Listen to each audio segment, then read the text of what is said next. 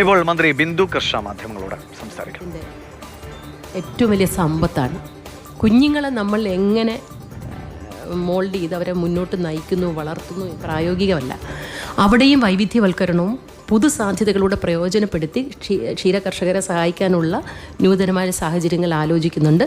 അങ്ങനെ അല്ല എന്നൊന്നും ഞാൻ അടക്കമുള്ള സാധാരണക്കാർക്ക് പാല് വാങ്ങിക്കാമെന്ന് പറഞ്ഞാൽ 4 രൂപ കൂടും, 1 ലിറ്ററിന് 4 രൂപ കൂടുമെന്ന് പറഞ്ഞാൽ താങ്ങാൻ പറ്റുന്ന കാര്യം നമ്മുടെ ഡെയിലി ലൈഫിന്. കാരണം നമ്മളിൽ പലരും സാധാരണക്കാരും സാധാരണ ഇടത്തരക്കാരും ഒക്കെയാണ്.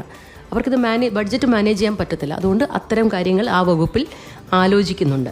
അതോടൊപ്പം തന്നെ ഞാൻ ഏറ്റവും കൂടുതൽ വിദ്യാർത്ഥി യുവജന രാഷ്ട്രീയത്തിലൂടെ വന്ന ഒരാളാണെങ്കിലും എൻ്റെ രാഷ്ട്രീയ ജീവിതത്തിൽ ഏറ്റവും കൂടുതൽ കാലം ചെലവഴിച്ചത് വനിതകളുടെയും കുഞ്ഞുങ്ങളുടെയും വിഷയങ്ങളിൽ ഇടപെട്ടുകൊണ്ടാണ്. അതേത് പാർട്ടി പദവിയിലിരുന്നാലും അത്തരം വിഷയങ്ങളിൽ ഏറ്റവും കൂടുതൽ ഇടപെട്ടുള്ള ഒരാളെന്ന നിലയിൽ ആ അനുഭവം കൂടി വെച്ചുകൊണ്ട് വനിതാ ശിശുക്ഷേമ വകുപ്പ് ഏറ്റവും ഫലപ്രദമായൊരു വകുപ്പായി മാറ്റണം, അവിടെ ഒരു സിഗ്നേച്ചർ പതിക്കണം എന്ന ആഗ്രഹമുണ്ട്. നമുക്കറിയാം വനിതകളുടെ സുരക്ഷയാണ്. കൊല്ലത്ത് മാധ്യമങ്ങളോട് സംസാരിക്കുകയാണ് ബിന്ദു കൃഷ്ണ. തന്റെ വകുപ്പിൽ തനിക്ക് ഉള്ള പ്രതീക്ഷകൾ കൂടി പങ്കുവയ്ക്കുകയാണ്. മിനിസ്റ്റർ